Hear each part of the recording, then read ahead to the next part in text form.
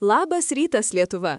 Kol jūs, įstatymus gerbiantys piliečiai, einate dirbti, kad sumokėtumėte mokesčius, baudas, rinkliavas ir, žinoma, auksimės kėdės ministrams. Bet tuo metu miške, netoli Visagino, randami keisti paketai, dronų atsarginės dalys, lipdukai ukrainiečių kalba, valdymo pulteliai. Ir tai ne filmo siužetas, tai mūsų realybė. O valdžia? Ji užsiima svarbių reikalų, spėlioja, iš kur atskrido dronai. Iš Baltarusijos, Ukrainos, Marso? Svarbiausia, ne iš Lietuvos, nes jei iš Lietuvos, teks dirbti. O tai, kaip žinoma, neatitinka įstatų.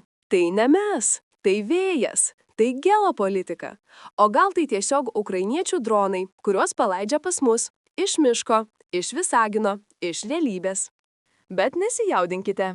Jūs mokate mokesčius, jie sugalvoja pasakas. Viskas pagal planą. Legenda tęsiasi.